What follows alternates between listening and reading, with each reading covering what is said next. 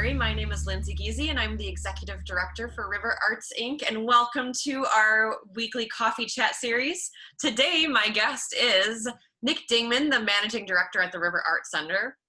Good morning, Nick. Cheers. Good morning, and to you as well. We have. Look at that mug. Yeah, this one does have the logo on both sides. So. Ooh, is that a new or old mug? It's one of the newer ones.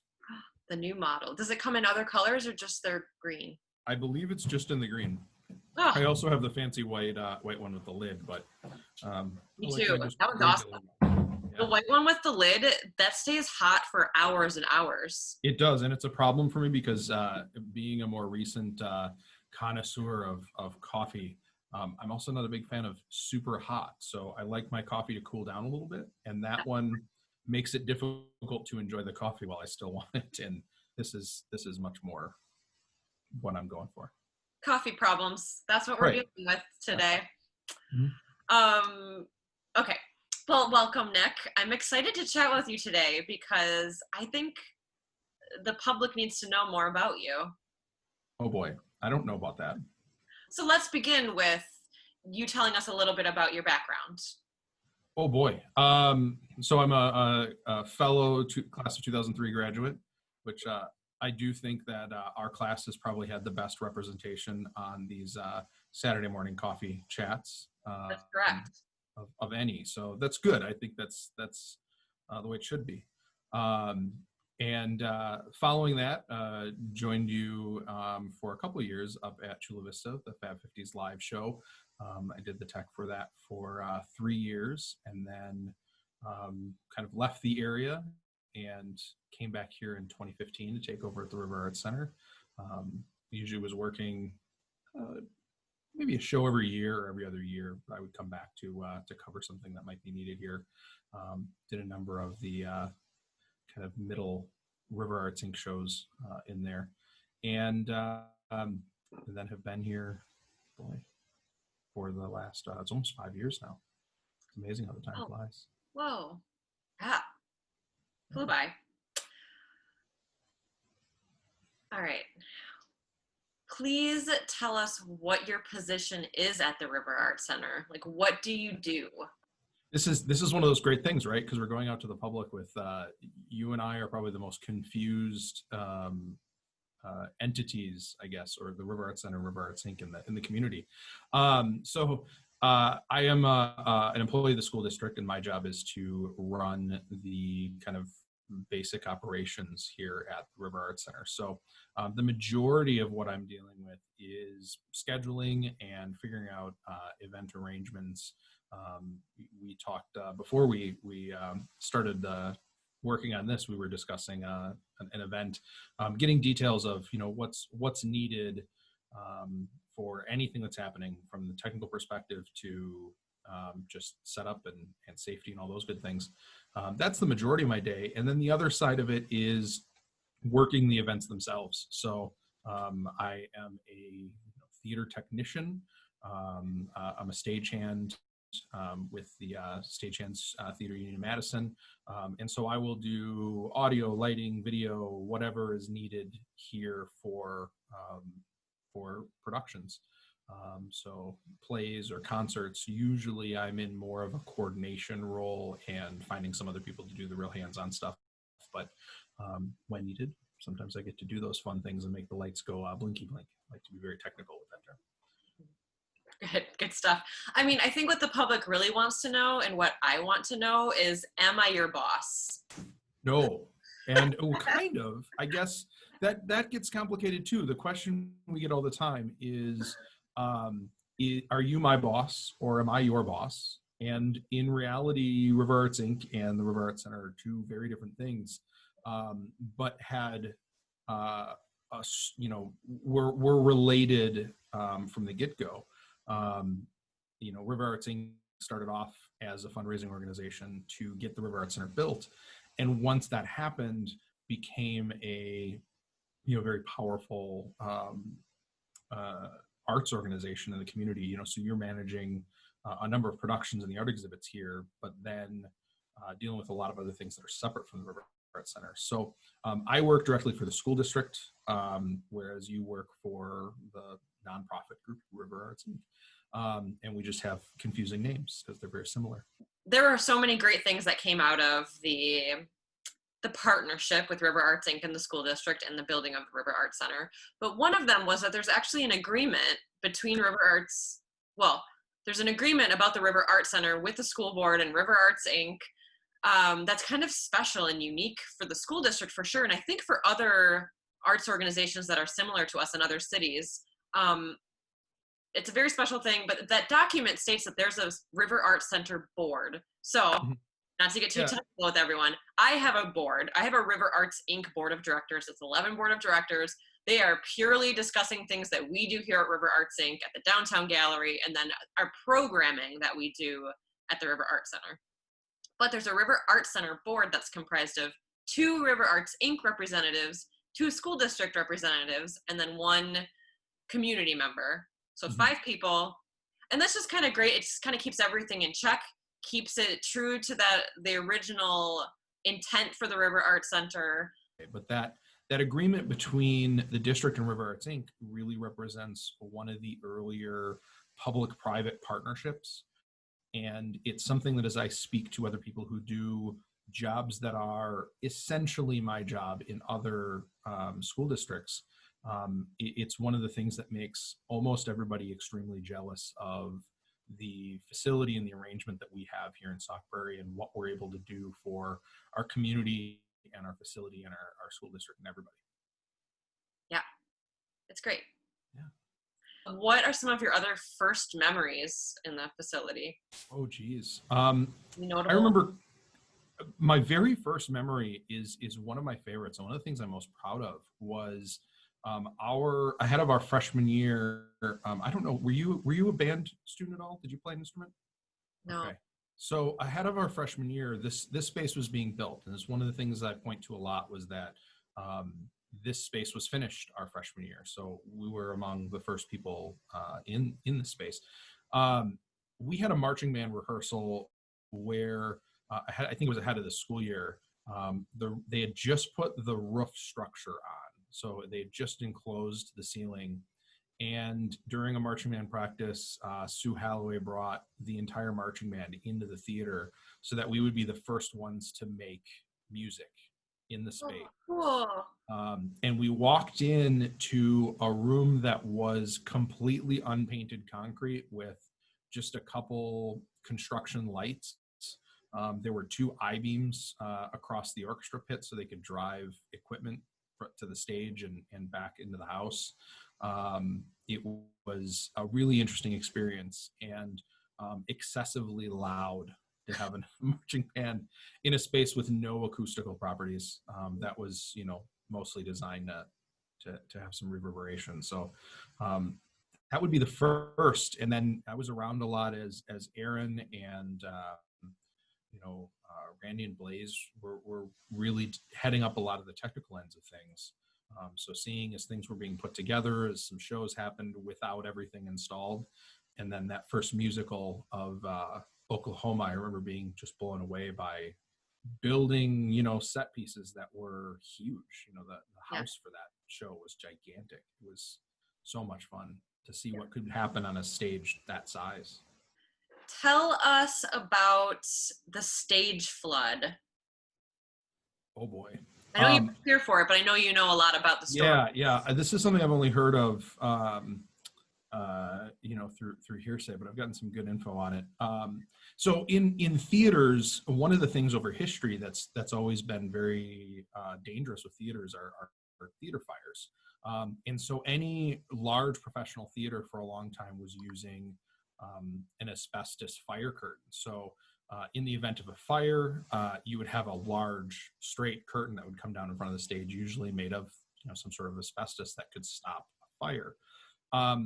Modern spaces now mostly aren't using fire curtains anymore. They use what's called a deluge curtain. So the next time you're sitting in the theater, you can look right at the front of the stage between the ceiling clouds and the brick wall there. You'll see a pipe that goes across the stage and it has sprinkler heads on it.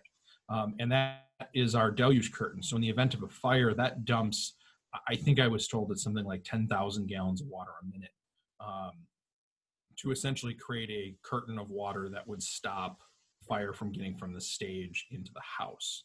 And that's all electronically operated. There's heat rise sensors above the stage that if the temperature goes up, that's how it sets off, as opposed to your normal sprinkler heads that have just a little thermometer on the glass that breaks if there's temperature increase. So that gets tested at least once a year, and they have to make sure that all of the mechanisms for it works. And in I think it was 2007 or 2008, apparently they forgot to shut the water off before they tested it, and it was apparently only going off for 5 to 10 seconds, but it flooded the entire space. There is a So it sump was pump. working. Yeah, it was working. Yep. And the problem with it is that you also have tons of pressurized water that's been sitting in there at that point for 7 or 8 years. So you've got this, dirty, rusty water. And it apparently soaked the stage floor. It soaked the front of the house, the seats, the carpet, flooded the orchestra pit. The sump pump down there apparently got it all out. But I guess it bubbled up the stage floor quite a bit. That was our original stage floor, which was a tongue and groove wood floor, and the damage was pretty significant. I guess everything cleaned up. The concern at the time was damage to the concrete. There's a lot of unpainted concrete down in the pit, and that all the stains and everything came off. But it did cause some damage to the stage floor, and that floor should have lasted about 30 years. And after about 12 to 15, it was getting to the point where we're getting big splinters in that. So we replaced that floor in I think in 2016 was when we put the new floor in, and went to they're 4x8 sheets, so they're a lot easier to work with than the tongue and groove floor. Cool. Another fun story at the River Arts Center. Can you tell us about the magicians who rented the theater for a while, and the birds, and I think you had to go on animal errands or something? Oh boy. Yeah, so we do a lot of interesting things in the space that people just don't know of. And a couple of years ago, I was approached by a magician who's actually out of the Milwaukee area, who is a pretty well accomplished magician. People who were involved with magic would have recognized his name. I'm going to leave that out. They were looking for a space for 2 weeks to get ready for this tour, and it happened to be over a time that we were available. And those types of events end up being great. The rental income for the facility, which is part of what allows us to have such an update facility, is that we do a lot of rental style events. So these magicians rented the space, and originally their goal was to be here from 9 to 5 most of the days, and they had a handful of days they wanted to be here 9 to 10 p.m. They ended up running behind. They ran a bunch of nights where they were working 9 a.m. to 4 a.m.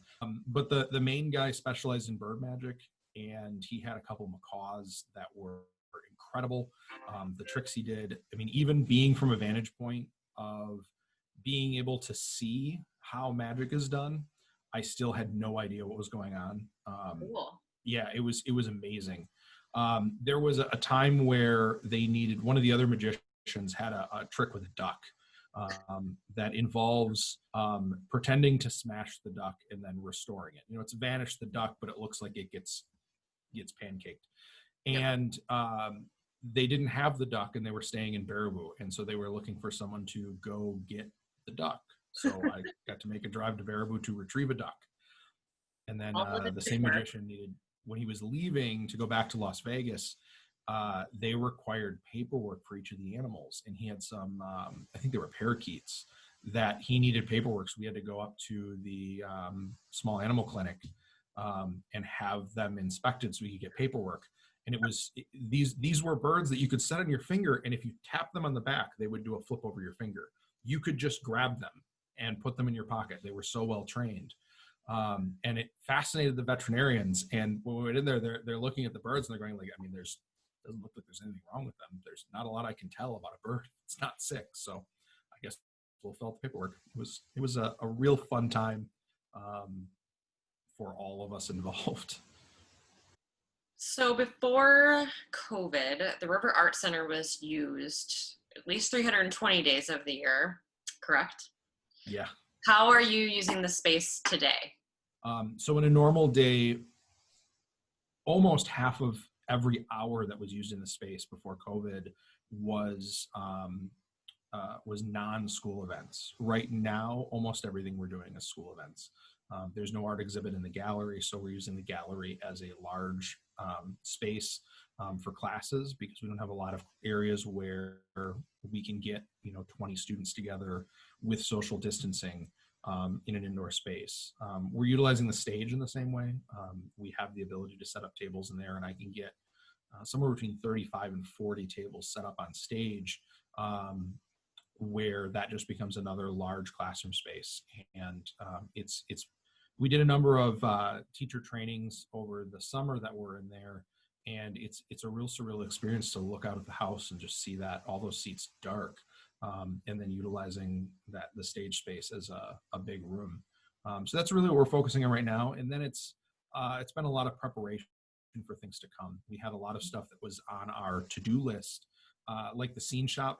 For 5 years, I've wanted to completely tear apart the scene shop and redesign it to be more functional, because over the 20 years, we've gotten so busy and we've gotten to where the facility is so heavily utilized that we haven't had the time to grow that space with the rest of the space. And that was something we took about a 3-week portion of the summer and tore everything apart, built a whole bunch of new shelves. And now when we get to the point of building sets and working on things again, that space is so much better than it was previously. And there's a lot of other little projects happening, here and there, that are just trying to make things more efficient and better for us for when we return, which will hopefully be soon.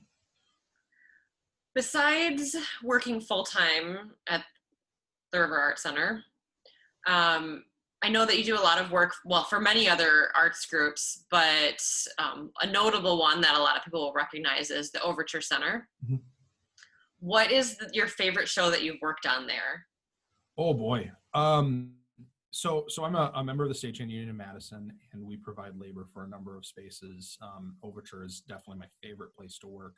And I've worked everything from small events that might be just a little meeting that they need a couple microphones for, to, loading and loading out Broadway shows. Probably my favorite experience I've had for Broadway shows was when Hamilton was in town. I had the opportunity to work on the audio crew for that. I wasn't working any of the actual shows, but I worked the load-in. It was a 3-day load-in, which is a long Broadway load-in. Most of the smaller shows are 1, maybe 2 days. The real big ones, like Lion King, Family Opera, Hamilton, those are multiple. And I think my favorite part about that, especially being such a fan of Hamilton, was testing microphones. We needed to make sure that all the wireless microphones weren't having interference. So I was given 2 microphones to hold on to and just walk around the whole set.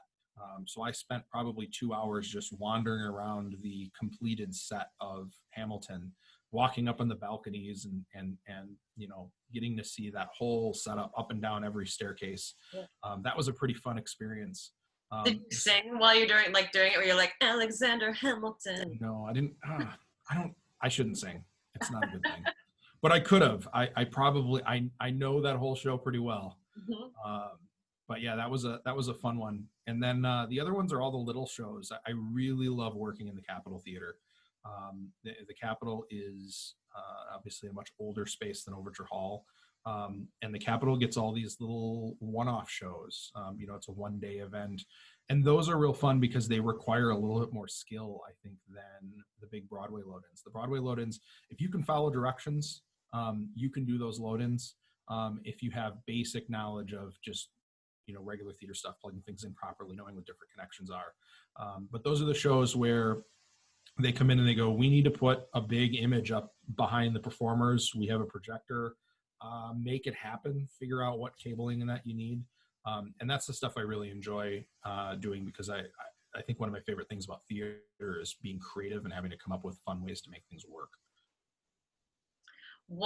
So now on the flip side, what at Overture has been your most challenging or difficult experience Ooh.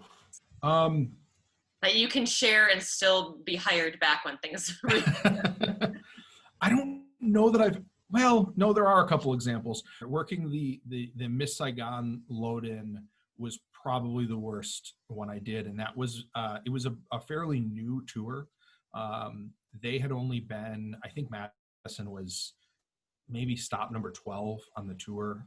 It's a very complicated show. The helicopter on this new version is on this massive robotic arm. And the tour was scheduled to load in I think it was scheduled to load in Monday, and the first show was Tuesday. And that's a pretty typical thing, that we would have a load in on Monday that would start, at 8 a.m. and we'd be ready to go the next day. But because of, almost everything in touring first run theater is all union, either equity for the performers and then IATSE for the stagehands. And so they have a lot of requirements as far as having time off. And so they were running so far behind in the loadouts and the load-ins that instead of starting at 8 a.m., we started at 10:30 p.m. And we had to work through to be ready for a show the next day at 5 o'clock. And they had not yet on their tour started their first show on time. They had either canceled the first performance a couple hours ahead, or they had opened the house up to an hour late. And Madison was the first time that they started their first show on time. Wow. And it was 10:30 p.m. We worked 10:30 p.m. to 5 p.m. the next day, straight through. Normally we'll have hour-long food breaks. They didn't have time for that, so they were giving us paid half-hour breaks with catered food from Overture, which Overture's food is always great, so it's fine. And then the people who are on the show crew had to then do the show. So there were a good number of people who worked 10:30 p.m. to 10:30 p.m. the next day without a true break. And it was just breakneck pace because they knew they were going to be behind. So I think a lot of the general public understands or has seen how COVID has impacted arts organizations and artists and musicians.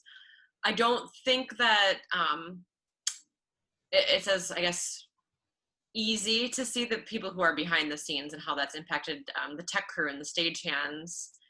Can you talk a little bit about that and maybe how you've personally experienced that impact? Or it's tough because first off, I consider myself extremely lucky to be in a position where I have a full-time job with the school district that continues to be stable. A lot of the people that I work with that are real true professionals in the industry, everything we do is gig work. When there's a show, we have work. When there's not a show, we don't have work. And we know what times of the year are the busy times. We know what times are the slow times. And so we'll have times where we're working 80, 90 hours a week. I do that quite often through, the fall and the spring. And then other times where there isn't as much work. And we budget for that. And a lot of these stagehands, and some of them in the Madison area, we've got 150 members plus a couple hundred people that'll come work with us as overhires when we have, the big concerts at the Coliseum and the Kohl Center. They have nothing. There's just no work for them. And these include some people who have been doing this for, 40 to 50 years.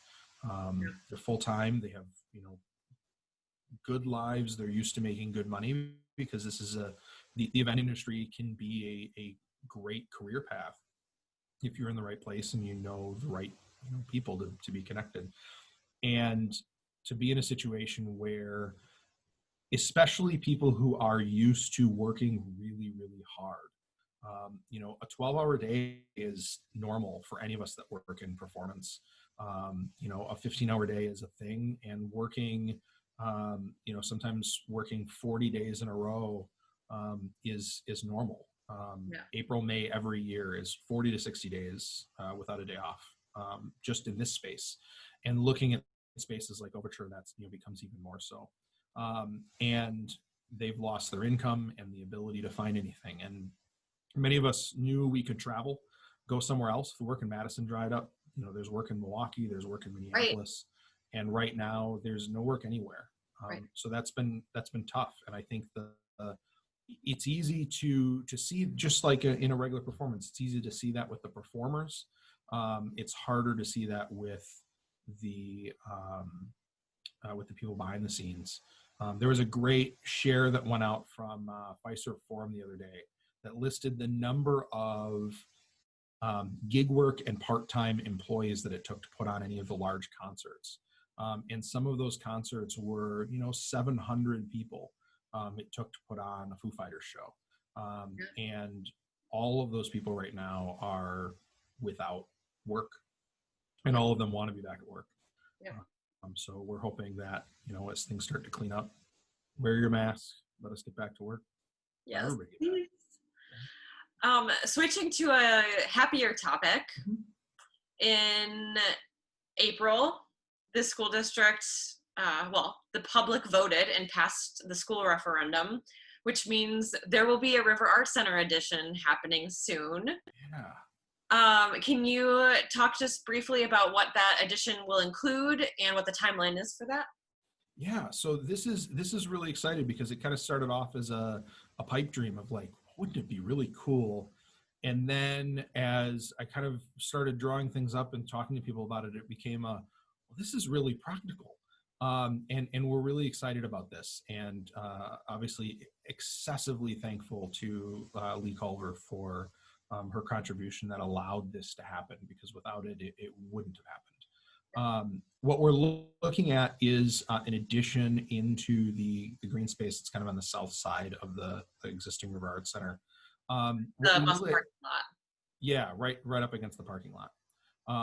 We really kind of have identified is that for a number of events we have, we need a space that's larger than the gallery. And for a lot of events, we need a theater space that's smaller than the existing theater. Some of the best stuff that we've done theatrically have been a few shows in the last couple of years that have been in a black box style format, which is what this new space will be. So anyone who came to see the last 5 years, which is possibly the best thing we've ever put on here. So I'm just trying to compliment some more. And then, but I do feel that best interview I've ever had. This is just the best. Keep it coming. Keep it coming. And then before that, the year before, Sauk Prairie Theater Guild's teen production was 12 Angry Jurors, which is the classic 12 Angry Men. And that was done in the round on the stage. And, you had actors that were performing 4 feet from the audience. And it creates a really different experience. And that's what we're really looking for out of this space, is the ability to do some things that we can't do easily or can't do well here, as well as just knowing we need more time. As you mentioned, in a normal year, the theater itself is being used over 300 days. We have times where we are, going 80 days without a single day the theaters are being used, and that's a wonderful thing.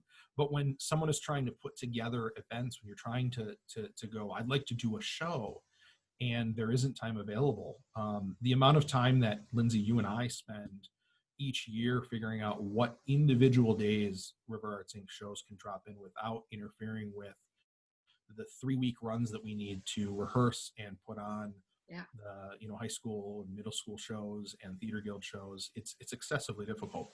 Yeah, I actually think most of my events are overlapping other people's events, and people almost all of them. Yeah, they're just being kind and like understanding that we're all trying to create art in our own way. But and technically, almost all of those days are in a situation where whoever's running the long running production in there can go, no, I'm not willing to give up that day of rehearsal.